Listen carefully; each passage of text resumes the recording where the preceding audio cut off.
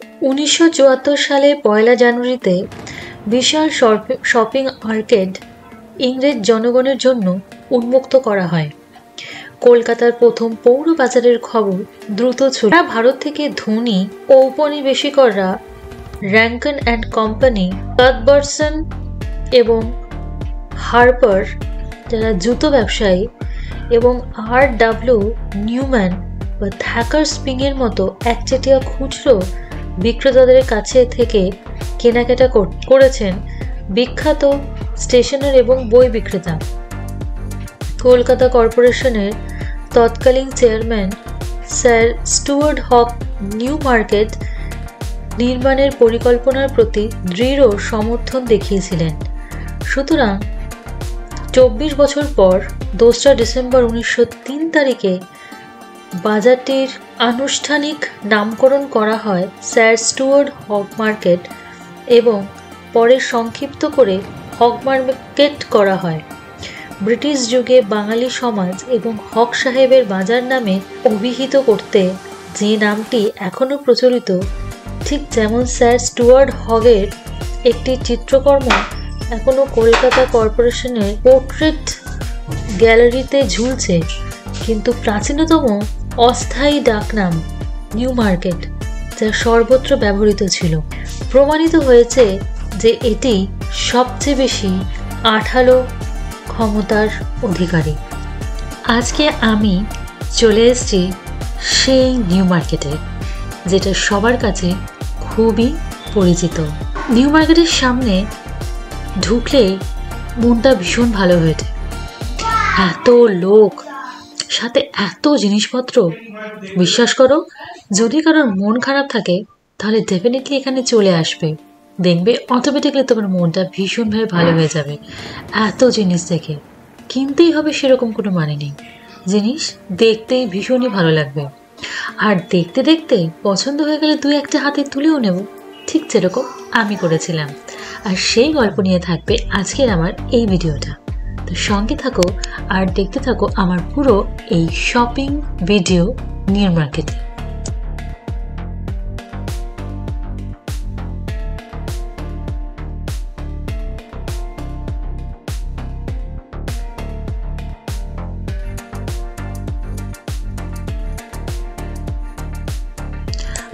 আমরা এখানে ব্রেসলেট দেখতে ভীষণভাবে ব্যস্ত ছিলাম, আমি আর আমার মেয়ে। কোনটা নেব, কোনটা ছেড়ে কোনটা নেব একেবারে পছন্দ করতে পারছিলাম না। একটা করে দেখছিলাম, ভাবলাম এটার থেকে বোধহয় এটা সুন্দর, এটার থেকে এটা সুন্দর, এটার থেকে বোধহয় ওটা বেশি সুন্দর। তাই জন্য প্রচণ্ড কনফিউজড ছিলাম যে কোনটা নেব। অ্যাট লাস্ট দুজনেরই নীলটা ভীষণ পছন্দ হয়ে গেল, আর দুজনেই তুলে নিলাম এই নীল রঙের এই সুন্দর ক্রিস্টাল ব্রেসলেটটা।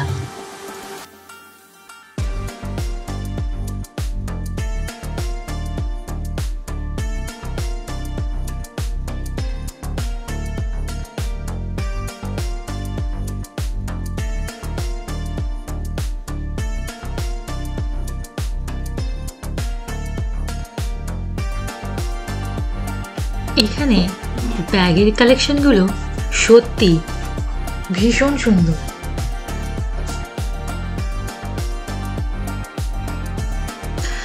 ব্যাগের কালেকশন বলো, জুতোর কালেকশন বলো, এখানে কসমেটিক্সের কালেকশন বলো, যত দেখবে মানে হাঁটতে হাঁটতে টায়ার্ড হয়ে যাবে, কিন্তু দেখতে দেখতে কখনোই টায়ার্ড হবে না।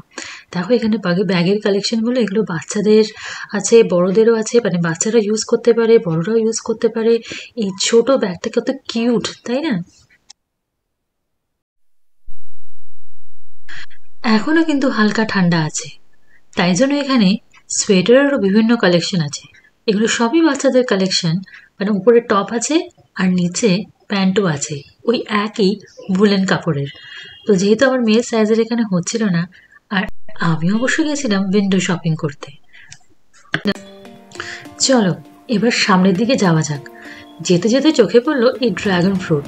এই ড্রাগন ফ্রুট নিয়ে প্রচুর ভিডিও দেখেছি, আর এমনি চোখের সামনে দেখেছি, আর কখনো খাইনি, খাওয়ার কোনো ইচ্ছাও নেই। এখানে ফলগুলোকে কেটে কি সুন্দর ডিসপ্লে করে রেখেছে, দেখো, দেখতে ভালো লাগছে, কিন্তু খাওয়াটা একেবারে হাইজিনিক নয়। এবারে চোখে পড়লো সুন্দর সুন্দর এই বলেন টুপিগুলো বেশ সুন্দর, আর বাচ্চাদের তো ভীষণভাবে ভালো লাগবে। কিন্তু ওই যে আমি বললাম উইন্ডো শপিং করতে এসেছি, তাই জন্য এখানে উইন্ডো শপিং করছি।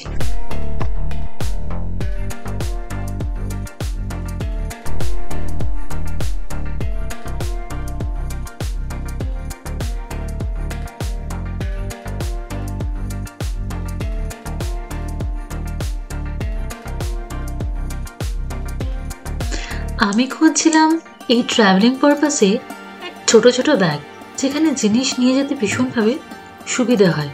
তো যেতে যেতে এই দোকানটা সামনে পড়লো। এই যে দোকানদার দাদাকে দেখছো, আমাকে কিন্তু ভীষণভাবে কনভিন্স করার চেষ্টা করছে।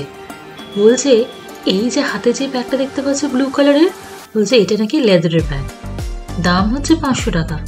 আমার তো শুনে মাথায় হাত হয়ে গেছে, এই ব্যাগ 500 টাকা? অবশ্য এখানে ছোট আরো 4টে আছে, মানে টোটাল 4টে সেটের ব্যাগ আছে।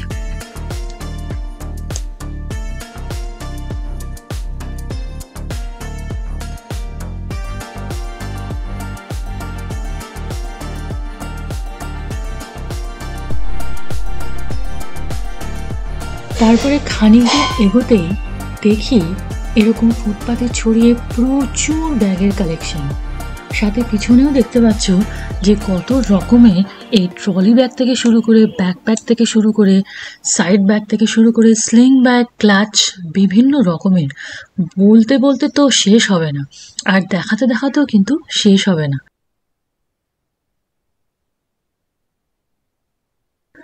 শুধু পুজোর টাইম নয়, শুধু ক্রিসমাসের টাইম নয়, বা যে কোনো অকেশনের টাইম নয়, অকেশন ছাড়াও কিন্তু এখানে সারা বছর ভিড় থাকে। তোমরা দেখতেই পাচ্ছ যে এখানে কিন্তু সমস্ত লোক শপিং করার জন্যই এসছে। এখন এখানে কিন্তু সারা বছর ধরে কিন্তু শপিং লেগেই থাকে। তারপরে দাঁড়িয়ে পড়লাম, এই যে দেখতে পাচ্ছ এই ড্রেসগুলোকে ডিসপ্লে করে করে একটার পর একটা দেখাচ্ছে। তো দেখতে দেখতে আমিও কিন্তু একেবারেও টায়ার্ড হইনি, আমিও কিন্তু দাঁড়িয়ে দাঁড়িয়ে দেখতে থাকলাম এখানে কত রকমের এই ড্রেসের কালেকশন। চলো আমার সাথেও তোমরা সবাই দেখে নাও যে এখানে যে দেখো একটার পর একটা কালার দেখাচ্ছিল, কোনোটা হোয়াইট, কোনোটা রেড, কোনোটা পার্পল, কোনোটা প্রিন্টেড, ভ্যারাইটিস। দেখতে দেখতে আমি কিন্তু একটুও বোর হচ্ছিলাম না, আর যিনি দেখাচ্ছেন তিনিও কিন্তু দেখাতে দেখাতে একটু বোর হচ্ছে না।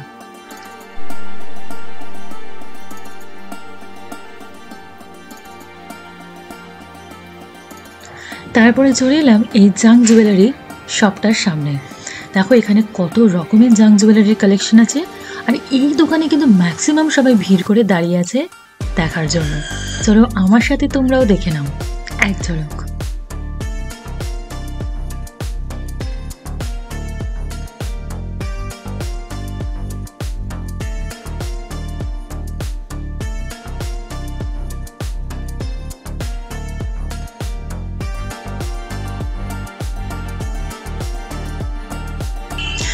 এখানে কেউ কেউ আবার শপিং করতে আসে, কেউ কেউ আবার ভিডিও তুলতে আসে, কেউ কেউ আবার সেলফি তুলতেও আসে। তো এখানে কিন্তু বিভিন্ন রকমের লোক বিভিন্ন মোটিভ নিয়ে আসে। আমার সামনে দেখো দেখতেই পাচ্ছ উনি সেলফি তুলতে কিন্তু ভীষণভাবে ব্যস্ত, এবং ভিডিও কল করে পুরো মার্কেটটাকে দেখাতে ব্যস্ত। এখানে কিন্তু অ্যাঙ্কলেটেরও বিভিন্ন কালেকশন ছিল। এতক্ষণ তো তোমাদের ফুটপাতের বসে থাকা বিভিন্ন রকমের দোকানের কালেকশন দেখাচ্ছিলাম, এরপরে চলো আমরা হগ মার্কেটের ভিতরে ঢুকে পড়ি। আমার মেয়ের ইচ্ছে এই মার্কেটের ভেতরে ঢুকে প্রথমেই যেটা নেবে সেটা হচ্ছে একটা ওয়াটার বটল। হ্যাঁ, ওর আগের ওয়াটার বটলটা একটু পুরনো হয়ে গেছে, ওই জন্য ও ঠিক করেছে এই নতুন সেশনে একটা নতুন বটল ও নিয়ে যাবে। তার জন্য কিন্তু এই বটলের দোকানে দাঁড়িয়ে বটল চুজ করা। এখানে কিন্তু সমস্ত প্রাইসই কিন্তু ফিক্সড আছে, এখানে তোমরা কিন্তু দরদাম করতে পারবে না। আমি অবশ্য চেষ্টা করেছিলাম, কিন্তু আমাকে ওই ফিক্সড প্রাইস যেটা ওরা বলেছিল সেই দামে কিন্তু নিতে হয়েছিল।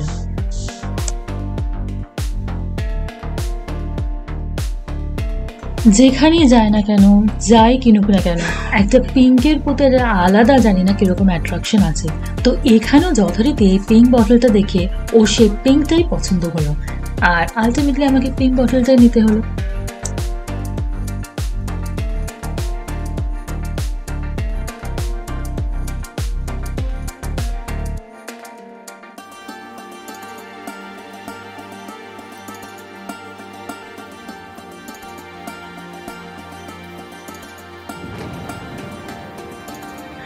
যারা যারা এই হক মার্কেটের ভেতরে আসোনি বা দেখোনি যে হক মার্কেটের ভিতরে কত রকমের কালেকশন আছে, কত রকমের দোকান আছে, তোমরা একবার আমার সাথে ঘুরে দেখে নাও যে এই হক মার্কেটের ভিতরে কত দোকান আছে এবং তার থেকেও বেশি কালেকশন আছে।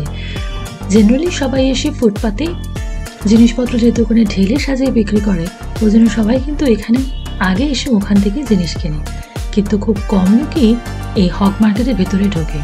তো আমার সাথে যখন তোমরা ঘুরছো তখন তো দেখতেই পাচ্ছ এখানে ভিড় কত কম বাইরের থেকে কম্পেয়ার করলে।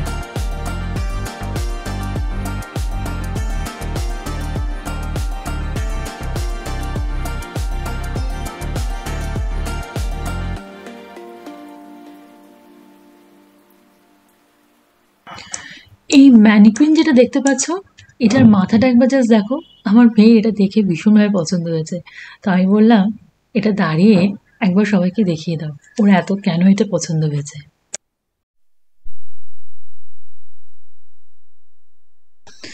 তারপরে আমরা এই কনফেকশনারি শপটাতে ঢুকে গেছিলাম।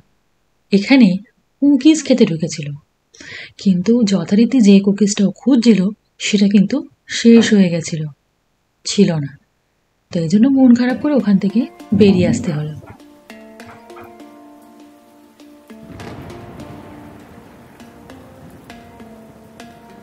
আমরা এখান থেকে গত বছর ক্রিসমাসে কেক কিনে নিয়ে গেছিলাম। কেকটা কিন্তু এখানে ভীষণ ভালো খেতে ছিল।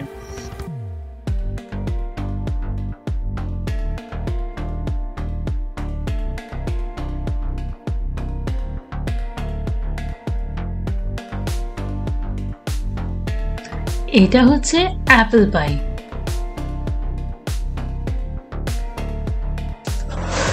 আমরা যে বছর রাজস্থান গেছিলাম, এই যে ঘাগরাগুলো ঝোলানো দেখছো, এরকম ধরনের ঘাগরা পরে আমার মেয়ে একটা ছবি তুলেছিল। অবশ্যই এগুলো হচ্ছে ওই রাজস্থানের লোকাল ড্রেস, যেগুলো পরে অনেকেই ছবি তুলছিল। তো এই ধরনের ড্রেস দেখে আমি দাঁড়িয়ে পড়লাম, দেখছিলাম যে এখানে কত সুন্দর সুন্দর এরকম ঘাগরার কালেকশন আছে। স্পেশালি আমার কালারগুলো কিন্তু অসাধারণ লাগছিল। তোমরাই দেখে বলবে যে কালারগুলো সত্যি ভালো কিনা। যদিও এই সাইজগুলো আমার মেয়ের জন্য বড় হবে, বললাম আরেকটু বড় হলে তখন এই ঘাগরাগুলো তোকে পরে মানাবে। এগুলো কিন্তু সবই সিলভার জুয়েলারি। দেখো কত সুন্দর ডিজাইনের। আমি কিন্তু এখানে উইন্ডো শপিংই করছিলাম, তোমরা আমার সাথে দেখে নাও। গলার হার থেকে শুরু করে, নোজ পিন থেকে শুরু করে, ইয়ারিং থেকে শুরু করে, ব্যাঙ্গেল থেকে শুরু করে বিভিন্ন রকমের কিন্তু এখানে সিলভার কালেকশন ছিল।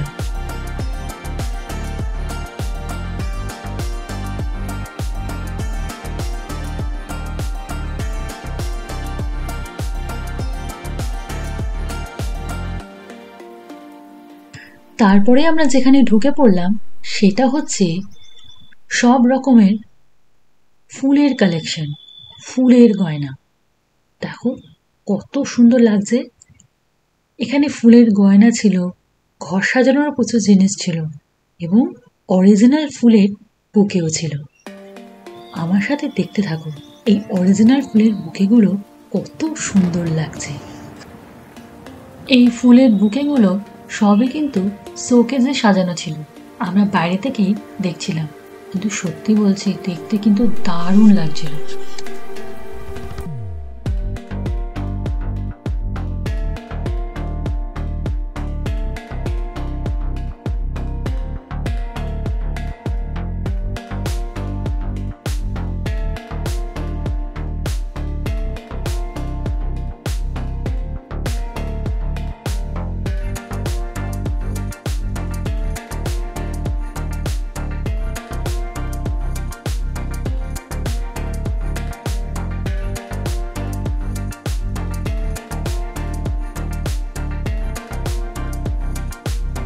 এত রকমের যে গোলাপ ফুলের কালার হয়, এখানে না এলে সত্যিই বলছি বিশ্বাস হতো না।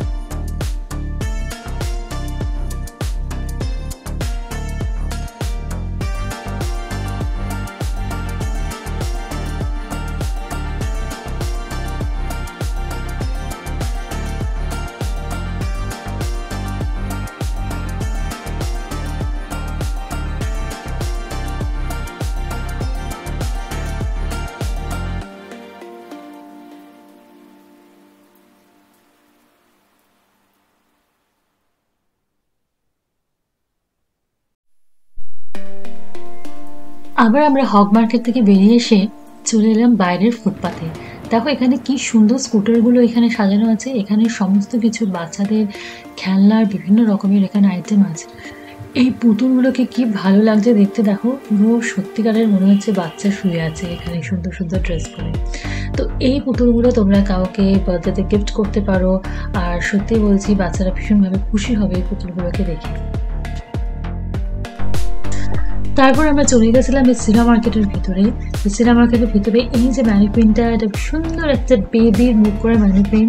এখানে দাঁড়িয়ে দাঁড়িয়ে আমার মেয়েও এখানে দাঁড়িয়ে দাঁড়িয়ে তাদের সাথে ছবি তুলছে। তার পাশেরটা দেখো, এখানেও বেশ সুন্দর একটা ঝাঁকড়া ঝাঁকড়া চুল, একটা কিউট সা ম্যানিকুইন।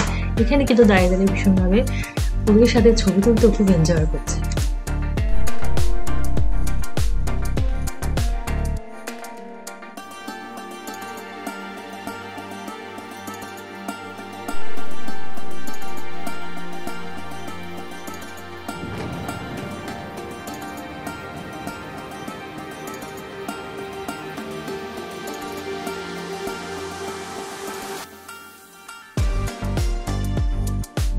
আমরা এখন সিরা মার্কেটের গ্রাউন্ড ফ্লোরে চলে এসেছি। এসেই দেখলাম এখানে সারি সারি এরকম চেয়ার রাখা আছে। তো এই চেয়ারের উপরে বসে সবাই কিন্তু এখানে বডি ম্যাসাজ করছে। এই চেয়ারগুলো হচ্ছে ম্যাসাজ চেয়ার। আমি আগে একবার আক্রোপলিস মলে গেছিলাম, তখন কিন্তু আমি এই চেয়ারের ম্যাসাজটা নিয়েছিলাম। বেশ ভালোই লাগে, খুব খারাপ লাগে না। তো এখানে কিন্তু সকলেই চোখ বন্ধ করে বেশ নিজেকে রিল্যাক্স ফিল করছে এবং পুরো আরামটা উপভোগ করছে। এখানে আরেকটা অ্যাট্রাকশন হলো এই ফিশ স্পা। এখানে পুরো রেড চার্টটা দেওয়া আছে। এখানে 10 মিনিট তুমি যদি ফিশ স্পা করতে যাও তাহলে তার দাম হচ্ছে 120 টাকা। এখানে কি মাছ আছে সেই মাছের নামটা দেখো এখানে পুরো দেওয়া আছে। সেটা হচ্ছে দ্য গারফা রুফা বলে এই মাছটা। এই মাছটা এখানে এসে তোমাদের ডেড সেলগুলো, পায়ের যে সমস্ত ডেড সেলগুলো আছে সেগুলো একটা একটা করে খেতে থাকবে আর ভীষণভাবে রিল্যাক্স ফিল হবে। এই 10 মিনিট তুমি যদি ফিশ স্পা করো নিজেকে অনেকটা বেশি রিল্যাক্স ফিল করতে পারবে। যদিও আমার সময় হয়নি বলে আমি আর করিনি। ইচ্ছা আছে নেক্সট টাইম যখন যাবো তখন ডেফিনেটলি এই ফিশ স্পাটা নিজে এক্সপিরিয়েন্স করবো।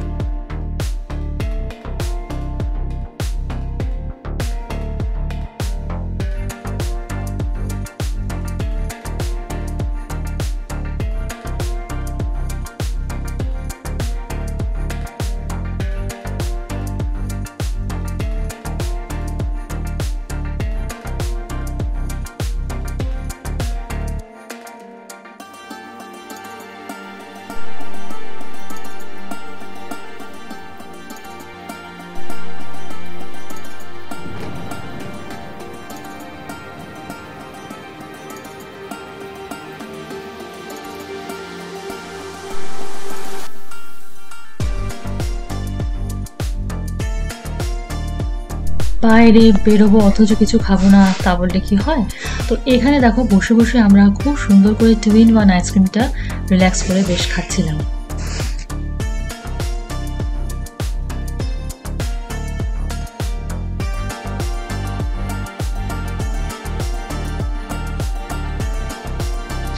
তারপরে খেয়ে নিয়েছিলাম এই মোমো। জেনারেলি লোকে আগে ঝাল জিনিসটা খেয়ে পরে মিষ্টিটা খায়, তো আমরা এখানে জাস্ট উল্টোটা করেছিলাম, আগে মিষ্টি খেয়ে তারপরে ঝাল খেয়েছিলাম। তো যাই হোক, এই ছিল আজকে আমার পুরো এই হগ মার্কেটের গল্প।